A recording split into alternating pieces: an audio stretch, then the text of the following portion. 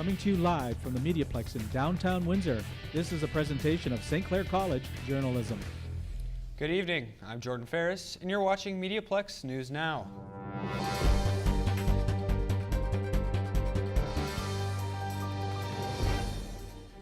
The Gordie Howe International Bridge is coming underway as new details regarding the cost and construction timeline emerge.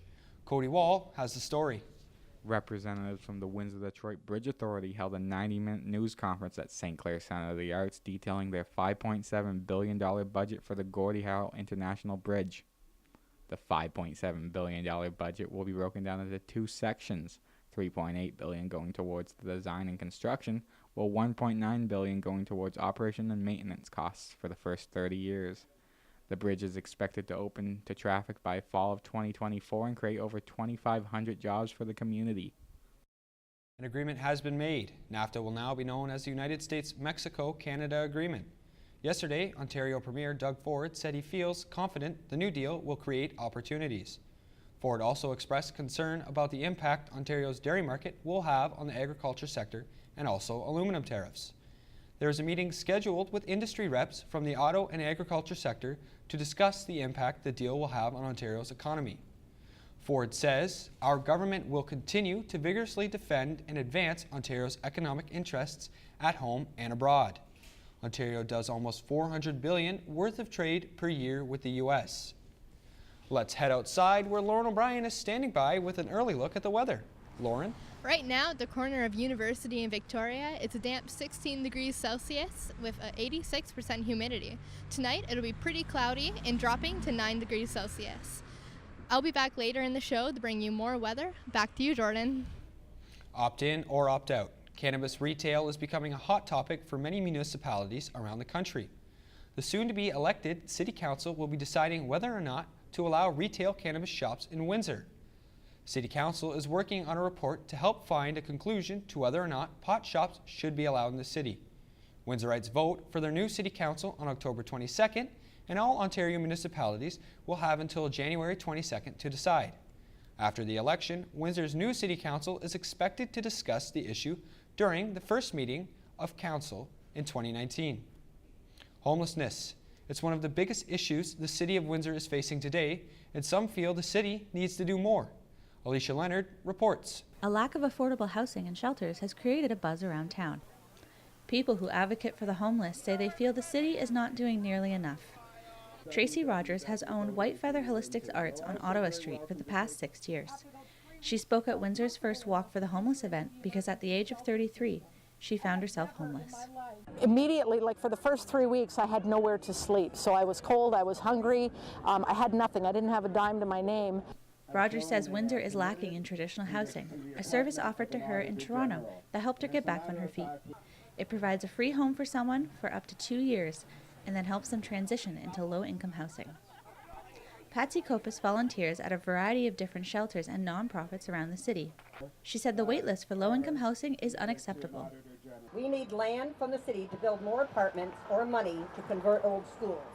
Over 100 people came out to donate and walk for the homeless. Kopis says she hopes this walk will be an annual event. For MediaPlex News, I'm Alicia Leonard. It was a big year for the downtown Windsor's Farmers Market. So big that they're extending the season. Amos Johnson reports. I haven't had a chance to check out the downtown Windsor Farmers Market this summer. There's still time. While the season typically runs from the end of May to the beginning of October, this year is the start of its first ever season extension. This was a very busy year for the downtown Windsor Farmers Market. Not only did we increase our vendors, but we increased in attendance. I can tell you there's probably over 1,000 people that come here every Saturday. The Farmers Market is a non-profit and volunteer-based event for local food producers and entrepreneurs to promote and sell their wares. It is a community project by the Downtown Windsor Community Collaborative in partnership with the City of Windsor and the Downtown Windsor Business Improvement Association. You know, if you have a product that you want to sell or like a service that you want to tell the community about, especially in this area, the Downtown Windsor Farmers Market's a really good choice for that. The market will now run every Saturday from 9 a.m. to 1 p.m. throughout October. For MediaPlex News, I'm Amos Johnson. Not everyone has dental coverage. It can be expensive and is not part of many people's benefits. Abdul Al-Husami reports. close to 1 in 4 people in Windsor-Essex County reported having no dental coverage. The Windsor-Essex County Health Unit launched an online and on-paper survey which was completed by approximately 1,800 people, and it shows a number of people reporting having difficulties accessing dental care because of high costs. Kim Casier, the oral health manager at the health unit, talked to us more about the survey. A lot of those surveys provide us with detailed information around people not being able to access dental care. They were suffering from toothaches, broken teeth. Understanding the needs of the people was one of the main reasons the Windsor-Essex County Health Unit launched the survey. Shannon Janis, the health promotion specialist at the health unit, talked to us more about that.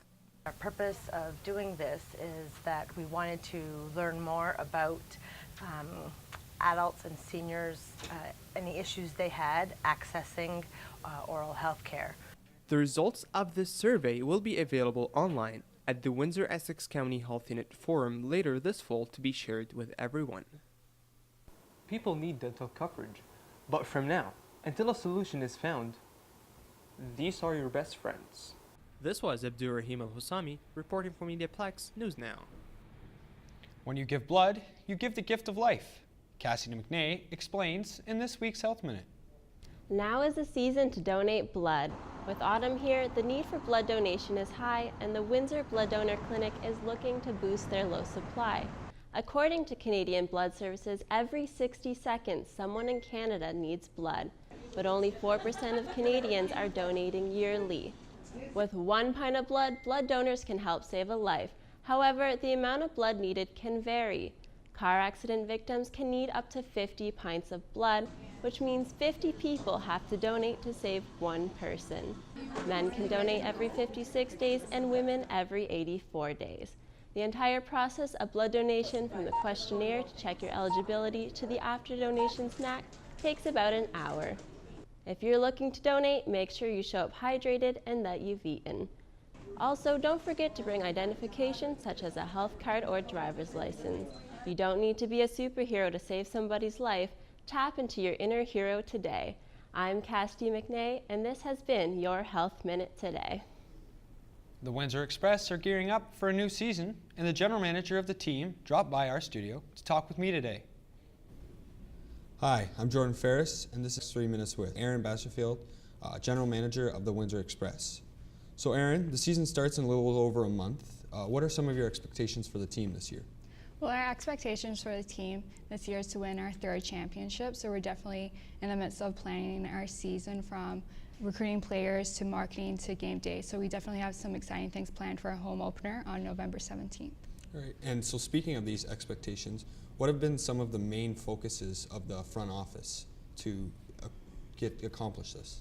So for the front office, we're definitely planning different marketing promotions to get the Windsor-Essex community out to the games. So we definitely have our theme nights for each game this season, and we're partnering with different charities to raise funds for their organization.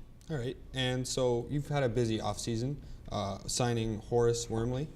What's the significance of signing a player like Horace, who had the 2nd most assists in the league last year? So Horace is definitely a good asset to our team, as he is a veteran of the league, so he'll definitely bring leadership to our team. So we're definitely happy with that signing. All right, and the offseason isn't just about signings, there's also the draft. During the draft, you drafted local Miroslav Jasic. What's it like, and why is it important to have local kids on the team? It's important to have local kids, as it definitely brings out the Windsor-Essex community to our games, as these kids from the schools definitely get to see that their dreams could come true in becoming a professional basketball player and play in their own city. All right, and new players in, it may be challenging for them, but your coach was nominated for the BizX Coach of the Year. What's it like having a coach like that help new kids come in? Coach Jones is definitely a great coach. He's heading into his 7th season with the Windsor Express. He does have a past experience playing with the NBA, so he definitely knows how to work with the players, and from like rookies to veteran players, so he definitely works with them on and off the court. All right, and then the draft, speaking of locals, the draft was held in Windsor. Mm-hmm. So what was it like for you guys to have the draft here this year? So it was our second year hosting the National Basketball League of Canada Draft Combine, so it was definitely great to host a national event here in Windsor, and we definitely got to bring out both Canadian talent as well as international talent. All right. And so your picks at the draft, were you happy with the overall quality of the draft you guys had this year? Yeah, we were definitely happy with the overall quality of the draft. As you mentioned, we did bring in Miroslav, a Windsor native. So. All right. That's all the time I have. I'm Jordan Ferris, and I've been sitting for 3 minutes with Aaron Basterfield, General Manager of the Windsor Express. If you like horses and entertainment, then Payne Court was the place to be. Lauren O'Brien explains. Giddy up for the Canadian Cowgirls. At this year's international ploughing match in Payne Court, Ontario, the Canadian Cowgirls galloped into the crowd's hearts. The precision drill team, founded at TJ Stables outside of Chatham, had the rare opportunity to perform for their hometown and families. Terry Jenkins, the founder and captain of the team, said they have had opportunities to travel all across North America for performances, and this is one of the few chances they can perform in their home region. Have a great venue, the bleachers are here, everything's here for us to do our complete show. And it was with pride and reverence we carry the Canadian flag in our own community. The team consists of 28 women who are bonded by their love of horses and their country.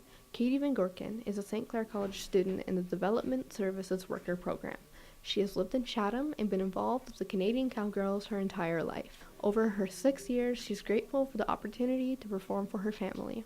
Cool event. It's so connected with the lands and the food, and it's just awesome all around. Just a great atmosphere, wonderful people helping us out, so it's just amazing here. The Canadian Cowgirls have countless awards, including being two-time winners of the Best Mounted Unit in the Kentucky Derby Pegasus Parade in Louisville, Kentucky. They earned first place over 40 entries. For MediaPlex News, I'm Lauren O'Brien. With open streets closed, nonprofits are looking for new ways to keep growing. Ryan Percy went to an event where they met to do exactly that. It was Lunch and Learn at the University of Windsor's Armories event. On September 25th, the University of Windsor Alumni Association hosted a luncheon, followed by a speech from Sabrina Pourmond, the previous Vice President of Key Relationships at Charity Water. She spoke on her history with the organization and what she had learned. Pourmond said that nonprofit organizations need to start engaging with millennials if they wish to maintain funding with the previous generations aging out. Representatives of local nonprofit organizations were in attendance to learn what they can. Afsin Ali is a developmental officer at the Downtown Mission and says the most important thing she took away was focusing on engagement. Every dollar is a person, and every individual likes not necessarily a thank you, but they like the interaction. With studies showing that millennials may become the most generous generation, charitable groups of the world will need to learn to tap into that force of charitable giving. For MediaPlex News, I'm Ryan Percy.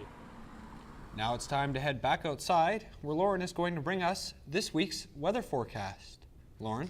October is a month where we can expect a lot of change in the weather. Now let's take a look at our 3-day forecast. Wednesday, it'll be mainly sunny with a summer-like high of 25. Thursday, back to the rain with a chance of showers and a high of 20. And finally on Friday, a more fall-like day with a chance of showers and a high of 17. That's it from me at the corner of University and Victoria. Back to you in the studio, Jordan. The local community came together to take part in a large event last week, inviting Windsorites and visitors alike to explore and get a feel for the culture and community of Windsor. Thomas Miko was on the ground for the story. Open Street Windsor was a huge success. With fun activities, food, live music and cycling, Open Street Windsor welcomed the public. It ran on an 8-kilometer route from Sandwich Town to Fort City. Party Pod was one of many activities for families and individuals on University Avenue. Party Putt's a portable mini putt company, so we bring a mini putt course to your event or your backyard. We're located out of LaSalle, but we travel, we do all of Windsor, Essex County. Another favorite attraction for children was called Little Kickers. Little Kickers was established in England in 2002, and it is located in 20 different countries, including North America. So Little Kickers is a preschool soccer program. We go from 18 months to 7 years, and it's actually an international program, and we came to Windsor in March 2017. So we do fun classes for kids year-round, and then they learn like all about life skills and soccer skills. Open Street Windsor was designed and was a great opportunity for people to know more about their community and its services. I'm Thomas Miko, reporting for the MediaPlex News Now. Reporter Bernard Duvall takes a look at the strange and sometimes mysterious world of cryptocurrency. Check it out. The bank did it again. Raised their costs. Transactions take ages and cross-border transfers are riddled with regulations and hidden costs. Isn't there a better way of doing it? An increasing number of people are raising this question. Cryptocurrency, best known for Bitcoin, is attempting to offer a solution. But what does it offer? It's anonymous, quick or quicker than online transactions, operates on basically incorruptible software called blockchain. It's regulated by users and not the bank or government, and up to now, not taxed. Here in Windsor, Ontario, 3 different entrepreneurs specialize in the 3 different components of cryptocurrency. All 3 got into the space because of their frustration with the banking system, but mostly they've entered the $700 billion industry, hoping their respective efforts will unearth a digital gold mine. Kevin Roy, a builder by trade, mines cryptocurrency as a hobby. Well, mining is working for a reward. You want to plug in as much hashing power as you have, send it towards a coin, and you get compensated in that currency. Ian France markets and sells a coin called ProCurrency, created for a developing online shopping platform. For a coin to truly be successful in a currency, it needs users, usability, and a purpose. Joshua Ndolo, a University of Windsor economics graduate, launched the company Amani. They use the open source technology that underpins all cryptocurrencies called blockchain. We allow for cross-border transactions between 2 parties, and it's very economical. It costs about $3 when a bank would take $80.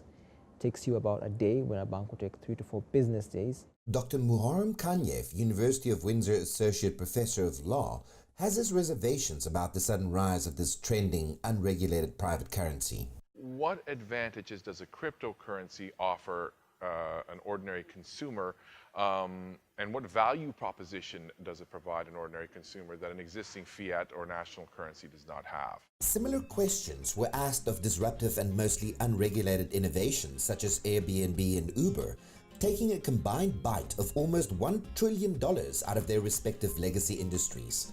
Will cryptocurrencies do the same to the banking system? Cryptocurrency is not the first private currency, and there's a reason why they vanished. Why did government get into the currency producing business in the first place? Government didn't get into this business because they wanted to get into this business or curb freedoms. They had to get into this business because there was too much economic uncertainty involved with private currencies in the past. If it bothers you, paying 40 cents for a cup of coffee in the morning and $4 that same afternoon, advocates for cryptocurrency won't just say you're getting it wrong. They'll say you're just not getting it. Let's take a step back. Where does cryptocurrency come from and how does it work? We'll use Bitcoin as an example. A number of Bitcoins were released by the maker. As the coins are traded, the transactions are encrypted onto a ledger. The process of encryption is performed by miners, whose computers solve these encryption problems called hashes. The computer that solves the transaction block first is rewarded for its efforts with a predetermined amount of Bitcoin. The transaction blocks on Bitcoin take a minimum of 10 minutes to solve. To create a fake one, you'll need to start right from the beginning. It can never catch up to the one everyone agrees is the right one. Roy grew a profitable mining operation.